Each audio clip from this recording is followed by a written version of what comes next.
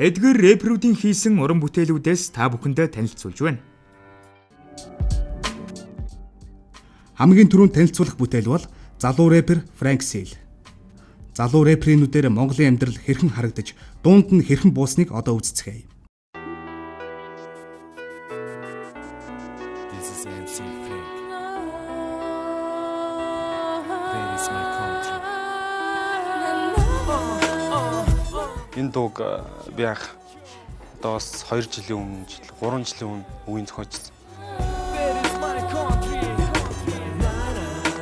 Клипний талаар бол бид бол хийх төлөө маш их зүйлийг бол зориулсан.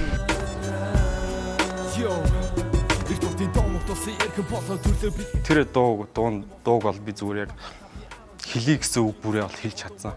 Одоо энэ зөвхөн клип бол эх орон болон за тэгээд ерөн бол улсын хурлын одоо 76 гишүүн болон одоо Монгол улсын одоо ерөн болон янхнуудад бас хандсан тийм утгатай үг болоо үг нь бол тодорхой байгаа. Тэгээд энэ дуугны гол нь их бичлэг нь болохоор ер нь дандаа телевизээс ер нь бол бичлэгийг авсан. Тэр төвснүүдийг бол бид бүхэн олоход бол маш их хэцүү байсан. Тэгээд яг ингээд хайгаад үзэхэд бол амар бичлэгүүд ээд юм билээ. Монголын охтууд, янхнуудын Ирүүлэх төлөө гисэл хартасан балгасан бид хоосон гэж хоосон ханин усыг долоосон горосон монголчууд би энэ дууг FM-д бол өгөөгүй.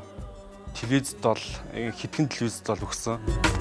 ардын багш мөнгө шонон нацгүй шивэн нэг готор насоо сэтний төрийг яг өнө фрек нөгөө ардсан бидний амьдралд чөлөөт нэг юм шүү дээ. Олны танил эсвэл эрх мэдэл бусдаас сонгогдоод мэтгэл дагаад эрх мэдэл авсан хүмүүс дүрс эсвэл нэр төр гэж ярьдаг юм да. Тэрнийх нь асуудал иргүүнийхээс өөр бол тийм.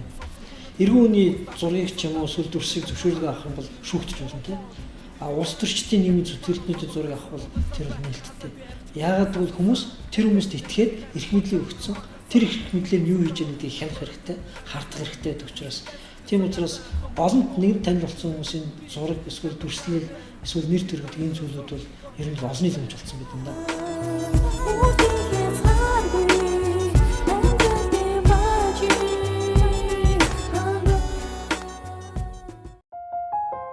Yo, this is MC Frank. Hip-hop perfect төлөө тавиа 3 жилийн нүрийг үслээ энэ хугацаанд амьдралааны дүгнэж үсэ хүн бүрийн амьдралөөр харин би дуусна Амьдралын өнгөч их түүхтэй.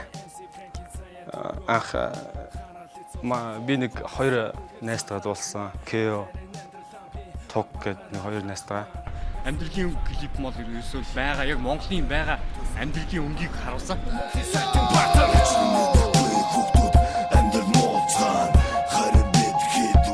Монголын бол ерөөсөө одоо яг монголчуудын бол амьдралын өнгө бол ерөөсөө хар бараан тэрийг бид бүхэн одоо тэр клипэндээ тусахын тулд бол бас тодорхой үйлдэлүүдийг бол хийсэн.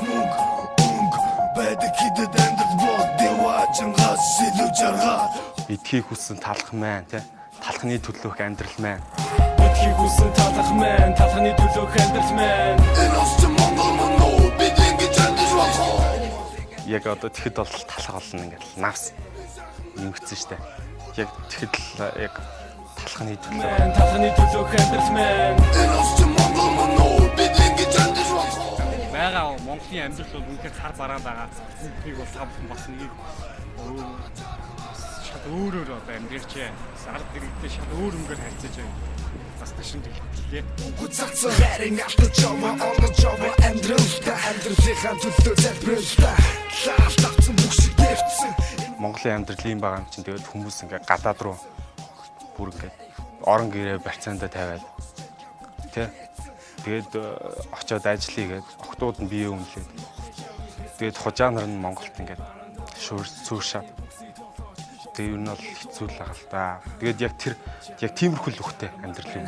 Монгол чармар бэн үсэр болтгүй хорбоо бисахан энтермар бэн усын тахан цургаан бишээ тахан толоо нэг хүнийг нэмээд хэлчи ноён юрын хийлэгч хийг үсэн талах мэн талхны төлөөх амьдрал мэн энэ ус Монгол мөн үү бид ингэж амьдж болох Монголын амьдрал яцээ хол цаасан дэндүү цогцээ бисахан энтермар бэн бүрдээ чармар Улс төрч байд юм уу? Улс төр ингээл бужигнаал өмнө самуунтай ч байд юм. Эсвэл дайн байлдаантай байх үед бол ер нь бол дуунууд бол төрж гардаг л да.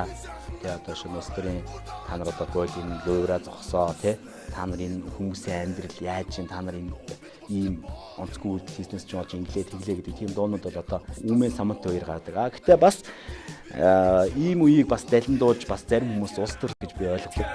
Энэ манай монголчуудын залуучуудын мэлгэрэ хороготоо амьдрал хэцүү Монгол ядуу нэг мэдхүү нэг зүйлийг хийгэрцүү нэгийг бодож иргэцүү одоо боос амьдрал тоглоом Монголын нийгмийн байдлыг дуулсан залуу рэпер Frank Seal-ийн өөрийн үзэл бодлоо илэрхийлсэн дууг та сая сонслоо.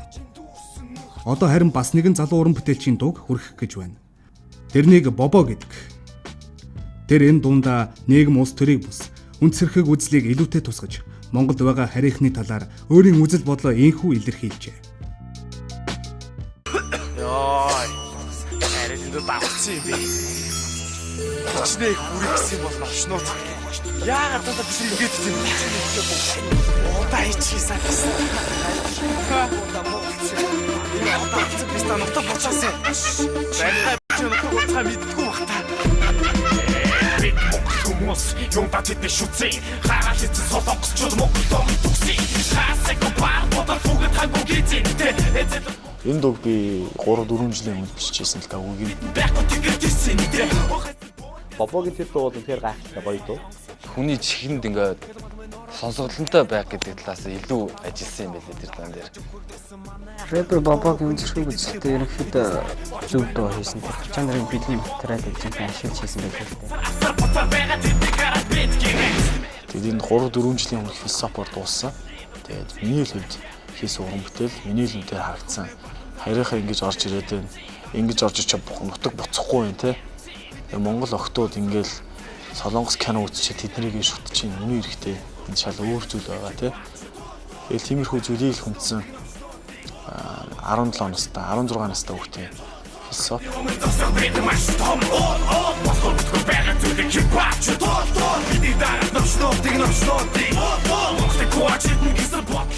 Арван 16 настай хүүхд өнцгөө үзэлтэй. Тэр өнцгөө үзлийнхаа төлөө мөнгө гаргаад дуунд бичлэгэнд ороод тий. Тэрнийг мастеринг ингээ хийлгээд клипийг нь хийлгээд те ингэсэн энэ бол өнцгөө үзэл болов. Тэрнээс ч зүгээр од болохыг хүссэн бол шал өөр юм бүтээл хийгээд энэ мөнгө өөр юм дүүрх байсан баг л та.